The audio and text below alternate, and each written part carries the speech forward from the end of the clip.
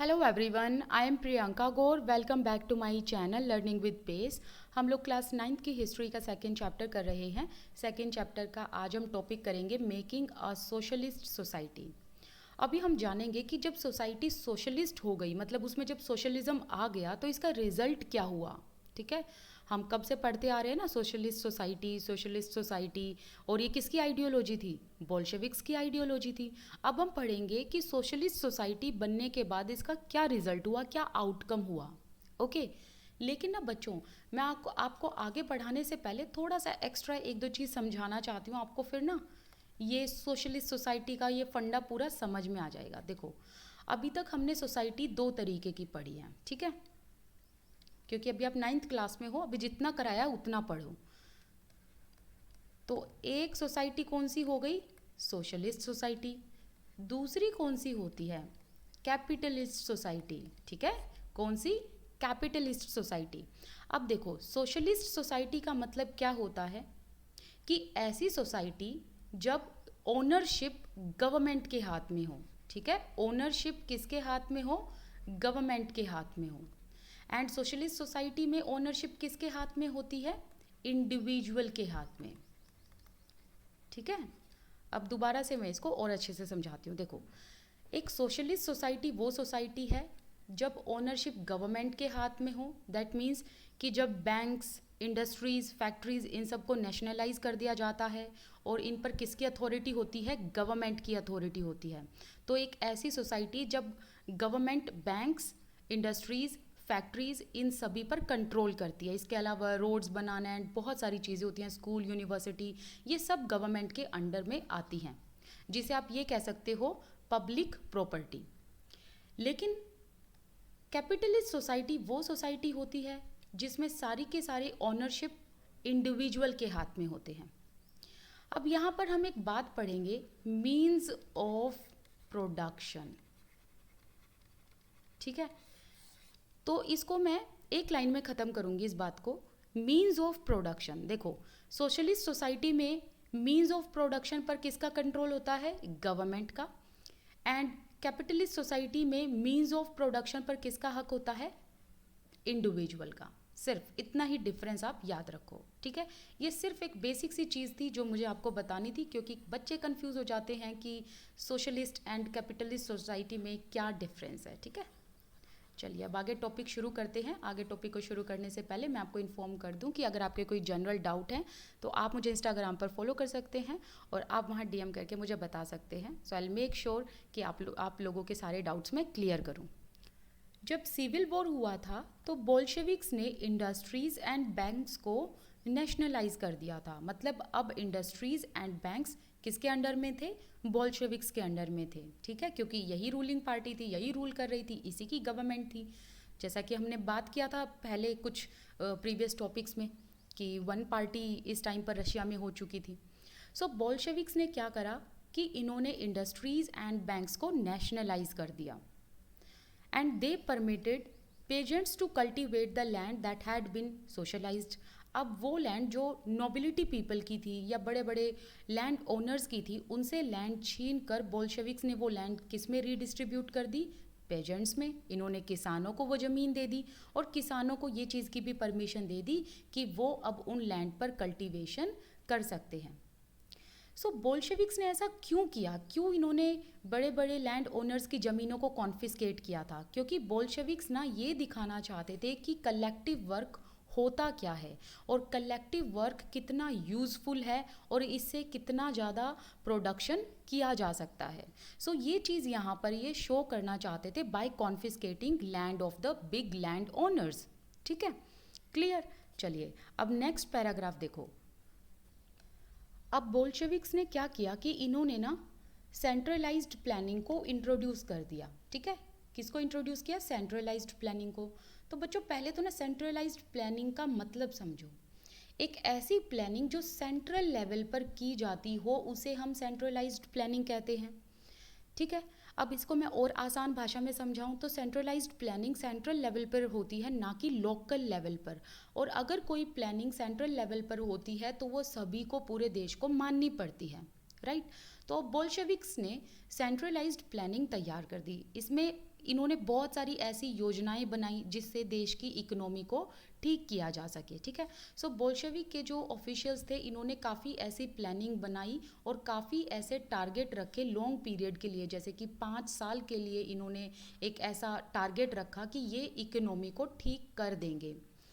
तो इसमें ना इन्होंने बहुत सारी ऐसी प्लानिंग बनाई, जैसे कि what to produce, how to produce, मतलब प्रोडक्शन किस तरीके से बढ़ाया जाए इंडस्ट्रीज़ में या हर जगह पर, ठीक है। सो कैसे प्रोडक्शन आगे बढ़ाया जाएगा और क्या क्या इसमें खर्चा होगा। सो ये सारी ऐसी प्लानिंग एंड प्लॉटिंग इसमें की गई थी, लेकिन इसमें कुछ साल का टारगेट सेट किया गया जिसे क्या कहा गया, 5 ईयर प्लान्स, ठीक है, 5 ईयर प्लान्स। अब गवर्नमेंट जो थी वहाँ की बोल्शेविक, उन्होंने प्राइसेस को भी फिक्स कर दिया।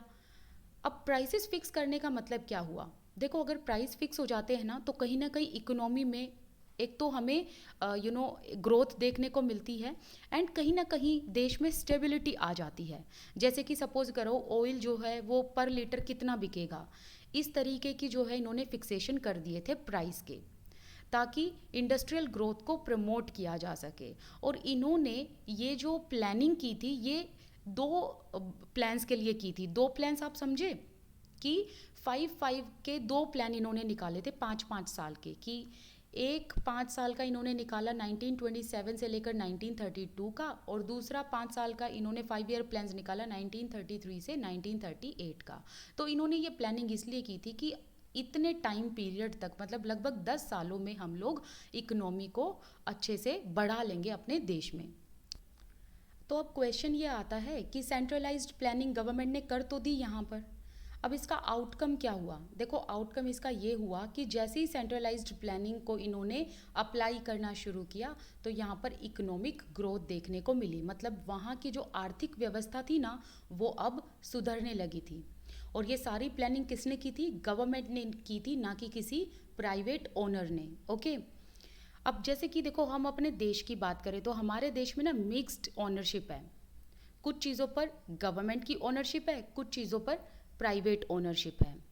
लेकिन अगर यहाँ पर अगर एक क्वेश्चन आप पूछोगे कि कौन सी ओनरशिप सबसे अच्छी होती है मैम, तो मैं कहूँगी कि मिक्स्ड ओनरशिप होनी चाहिए, सब कुछ गवर्नमेंट के हाथ में भी नहीं होना चाहिए और सब कुछ प्राइवेट ओनरशिप भी नहीं होनी चाहिए, मतलब किसी एक के हाथ में भी नहीं होना चाहिए, राइट। लेकिन यहाँ पर सबसे बड़ी मिस्टेक जो है, जो हम आगे जाकर पढ़ेंगे अभी, कि सबसे बड़ी मिस्टेक ये थी कि इन्होंने प्राइवेट ओनरशिप को ख़त्म कर दिया था, राइट। तो इसीलिए मिक्स्ड इकोनॉमी होनी बहुत ज़रूरी है। अभी तक तो हम ये पढ़ेंगे कि इकोनॉमिक ग्रोथ हो रही है, लेकिन आगे जाकर हमें पता चलेगा कि कितनी दिक्कतें हुई थी इनको, ये प्लानिंग इतनी कामयाब हुई नहीं। तो अब देखा ये गया कि कुछ इंडस्ट्रीज़ में जैसे कि ऑयल, कोल, स्टील, इन इंडस्ट्रीज़ में इनका प्रोडक्शन 100% हो गया था, मतलब ये इंडस्ट्रियल प्रोडक्शन इतना इंक्रीज़ हो गया कि पहले से भी डबल अमाउंट में अब ऑयल, कोल एंड स्टील का प्रोडक्शन होने लगा। डबल अमाउंट समझ रहे हो, डबल अमाउंट मतलब डबल इकोनॉमिक ग्रोथ, ठीक है, डबल पैसा। और ये जो इंडस्ट्रियल प्रोडक्शन इंक्रीज़ हुआ था ये कब से कब तक हुआ था, 1929 से 1933 तक। तो जैसे जैसे प्रोडक्शन इंक्रीज़ होने लगा वैसे वैसे देखो नए नए लेबर की भी ज़रूरत होती है, नई नई फैक्ट्रीज़ की भी ज़रूरत होती है जब इकोनॉमिक ग्रोथ होती है। तो इसी वजह से शहरों में नई फैक्ट्रीज़ भी ओपन होने लगी थी और इन फैक्ट्रीज़ में काम करने वाले लेबरर्स की भी अब ज़रूरत पड़ने लगी थी, ठीक है। और ये वाला जो पार्ट है ना ये अभी हम करेंगे, ठीक है, अभी पढ़ेंगे, एक बार आगे वाला पार्ट देखते हैं।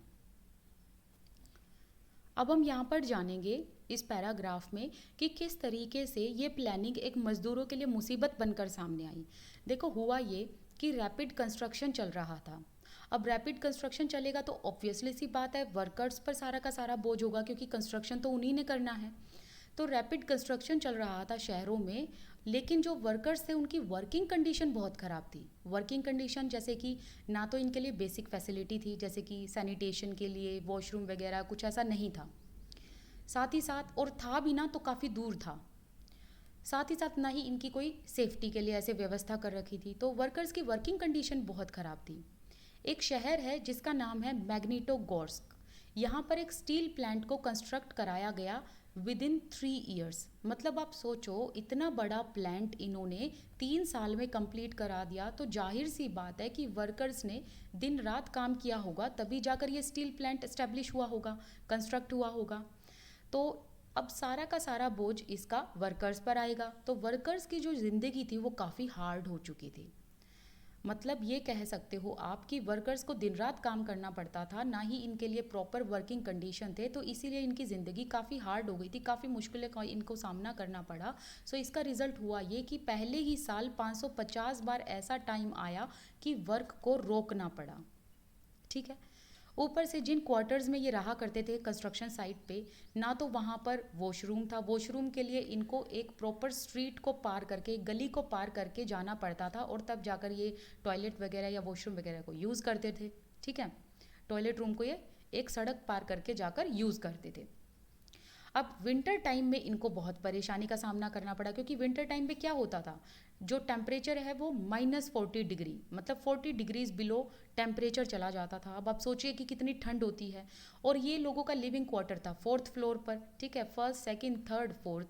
अब इस 4th फ्लोर से इनको नीचे उतर के एक सड़क या एक गली पार करके जाकर वहाँ पर इनको वॉशरूम यूज़ करना पड़ता था। तो अब आप सोचिए कि एक तो टेम्परेचर इतना कम, ऊपर से 4th फ्लोर पे ये रहते थे, वहाँ पर तो इनके लिए कोई वर्किंग कंडीशन अच्छी थी नहीं। ऊपर से इनको अपनी बेसिक फैसिलिटीज़ के लिए कहाँ जाना पड़ता था, एक गली मतलब पार करके इनको इतनी दूर जाना पड़ता था। तो अब आप सोचिए कि वर्कर्स की जो कंडीशन है, जो लाइफ है, वो तो हार्ड। अब इन वर्कर्स की वर्किंग कंडीशन का जब गवर्नमेंट को पता लगा, तो क्या हुआ कि गवर्नमेंट ने इसको सुधारने की कोशिश की। तो इन्होंने किस तरीके से क्या क्या चीज़ें रिफॉर्म करने की कोशिश की, वो यहाँ पर हम पढ़ेंगे। तो गवर्नमेंट ने पहले तो क्या करा कि स्कूलिंग सिस्टम को अच्छे से सुधारा, इसको एक्सटेंड करने की कोशिश की और इसको अच्छे से मैनेज किया, काफ़ी डेवलप किया, काफ़ी इसमें पैसा लगाया। इसी के साथ साथ सरकार ने कुछ अरेंजमेंट ऐसी की कि जो फैक्ट्री वर्कर्स एंड किसान थे वो भी यूनिवर्सिटीज़ में दाखिला ले सकते थे, एडमिशन ले सकते थे, ताकि फैक्ट्री वर्कर्स एंड पेजेंट्स को भी एजुकेशन मिले। इसी के साथ साथ इन्होंने फैक्ट्रीज़ में क्रैचेस खोल दिए थे। ठीक है, सरकार ने क्या करा, जिन फैक्ट्रीज़ में विमेन वर्कर काम करती थी उनके बच्चों के लिए क्रैचेस खोल दिए, ताकि उनके बच्चों की देखभाल की जाए। एंड साथ ही साथ ऐसे गवर्नमेंट हॉस्पिटल इन्होंने स्टैब्लिश कर दिए गवर्नमेंट ने, जिसमें हर एक इंसान का जो हेल्थ चेकअप है वो बहुत चीप रेट पर हो सकता है। एंड साथ ही साथ इन्होंने वर्कर्स के लिए काफ़ी अच्छे मकान बनवाए और हर वर्कर्स को मकान देने की कोशिश की। बट सुनने में कितना अच्छा लग रहा है, हमें सुनने में तो ये लग रहा है कि वाओ बहुत बढ़िया कि अब इन्होंने ऐसी पॉलिसी ला दी जिससे वर्कर्स की वर्किंग कंडीशन सुधर सकती थी।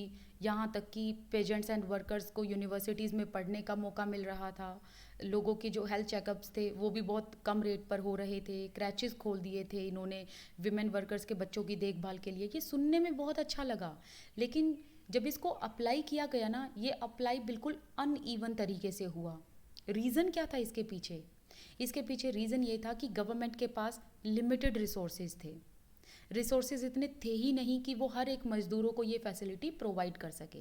तो ये फैसिलिटीज़ कुछ एक मज़दूरों को ही प्रोवाइड की गई, क्योंकि गवर्नमेंट के पास रिसोर्सेज लिमिटेड थे। तो अब आपने इतना सब पढ़ा तो आपको एक चीज़ समझ में तो आई होगी कि रशिया ने ये साबित कर दिया था कि पब्लिक ही नहीं बल्कि प्राइवेट ओनरशिप का होना भी बहुत ज़रूरी है। ठीक है, अभी हमारा एक बॉक्स रह गया है, इसको एक बार कंप्लीट करते हैं। यहाँ पर कलेक्टिव वर्क का एग्जाम्पल दिया गया है। यूक्रेन के एक गांव में सोशलिस्ट कल्टीवेशन को जो है फॉलो किया गया। तो इसके लिए ना कम्यून सेटअप किया गया। ठीक है, एक कम्यून सेटअप किया गया एक फार्म पर। कम्यून का मतलब है अलग अलग परिवार के लोग एक साथ रहते थे। लगभग 13 फैमिलीज थी एंड 70 लोग वहाँ पर रहा करते थे। तो इसमें ये लोग एक साथ रहा करते थे, फार्म पर काम किया करते थे एंड सभी एक साथ खाना खाया करते थे डाइनिंग हॉल में। सबकी income according to their need divided थी, मतलब किसको कितनी ज़रूरत है उस बेसिक नीड के अकॉर्डिंग डिवाइडेड थी, जिस प्रिंसिपल को हम कहते हैं कोऑपरेटिव कम्युनिज्म। ठीक है, ये लोग एक दूसरे से लेबर शेयर किया करते थे, दैट मीन्स एक दूसरे के साथ काम शेयर करके काम करा करते थे लैंड पर, एंड कल्टीवेशन एक साथ किया करते थे। ड्वेलिंग्स इनकी एक साथ थी, मतलब रहते भी एक साथ थे ये लोग, और जो फैसिलिटीज़ होती थी यहाँ पर वो भी एक दूसरे के साथ शेयर की जाती थी। जो प्रोडक्शन होता था वो भी एक दूसरे के साथ शेयर किया जाता था। सो यहाँ पर कलेक्टिव वर्क का एग्जाम्पल दिया गया है। ठीक है, अब आगे देखते हैं। यहाँ पर आप देख सकते हो किस तरीके से एक ग्रुप है जिसमें बच्चों को पढ़ाया जा रहा है और ये टीचर हैं जो पढ़ा रहे हैं। यहाँ पर जब 5 ईयर प्लानिंग की गई तो एक बच्चा जो है वो यहाँ पर चाइल्ड लेबर कर रहा है, फैक्ट्री में काम कर रहा था। फिर इसके अलावा यहाँ पर वही डाइनिंग हॉल की बात की गई है, जब वो कम्युनिज़्म था, जब ये लोग एक दूसरे के साथ बैठकर खाना खाया करते थे। ठीक है, सो ये देखने में तो खैर बहुत अच्छा लग रहा है, नो डाउट। आगे देखें आगे का पार्ट क्या कहता है, इस बॉक्स में क्या कहा गया है। यहाँ पर ना एक लेटर लिखा है 13 साल के बच्चे ने। किसको ये लेटर लिखा है? सोवियत के जो प्रेसिडेंट थे कैलिनिन, उनको। और कब लिखा गया ये लेटर? 1933 में। तो इस लेटर में बच्चे ने क्या कहा? डियर ग्रैंडफादर कैलिनिन, मतलब यहाँ पर वो सोवियत यूनियन के जो प्रेसिडेंट है कैलिनिन, उनको ये ग्रैंडफादर करके बुला रहे हैं, मतलब दादाजी करके ये बच्चा उनको बुला रहा है। ठीक है, सो यहाँ पर बच्चे के ड्रीम्स बताए गए हैं एंड बच्चे की ज़िंदगी की रियलिटी बताई गई है।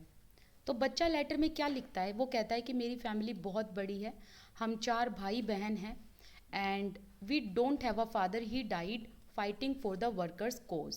मेरे फादर पास अवे हो चुके थे जब वर्कर्स के लिए वेलफेयर वाला रेवोल्यूशन चल रहा था, तो उस टाइम पर ही डाइड। एंड मेरी जो मदर हैं वो हमेशा बीमार रहती हैं, पर मैं स्टडी करना चाहता हूँ लेकिन मैं स्कूल नहीं जा सकता। मेरे पास बहुत पुराने जूते हैं और वो कम्प्लीटली फट चुके हैं, वो टोर्न हो चुके हैं। टोर्न का मतलब है फट चुके हैं। That no one can mend them, मतलब अब उनको कोई सील नहीं सकता, ना ही उन जूतों को कोई ठीक कर सकता है। मेरी मदर बहुत बीमार रहती हैं, हमारे पास ना पैसा है ना ही हमारे पास एक वक्त का ब्रेड है खाने के लिए। But I want to study very much, पर मैं आगे पढ़ना चाहता हूँ। अब आगे वो बच्चा कहता है कि this is what Vladimir Ilyich Lenin said, कि इन्होंने कहा था, व्लादिमीर ने, कि हमारे सामने पढ़ाई पढ़ाई और बस पढ़ाई है और किसी की पढ़ाई छीननी नहीं चाहिए। तो यहाँ पर बच्चा ये सब चीज़ें भी लेटर में ऐड करता है but I have to stop going to school. अब बच्चा कहता है कि लेकिन मेरे को तो स्कूल जो है वो जाना बंद करना पड़ेगा क्योंकि पैसा नहीं है हमारे पास, हमारे कोई ऐसे रिलेटिव नहीं है जो हमारी हेल्प कर सके।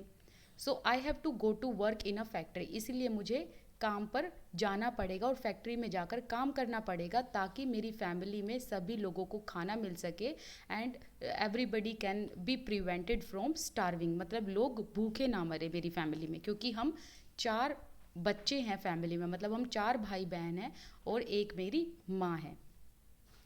तो ये बच्चा कहता है कि डियर ग्रैंडफादर, प्रिय दादाजी, मैं 13 साल का हूँ, मैं 13 ईयर्स का हूँ एंड मैं बहुत अच्छा पढ़ता भी हूँ। I study well, that means मैं बहुत अच्छा पढ़ता हूँ और मेरी हमेशा जो रिपोर्ट्स रही है वो बहुत अच्छी रही है, कभी बैड रिपोर्ट्स नहीं आई है और मैं 5th क्लास में हूँ।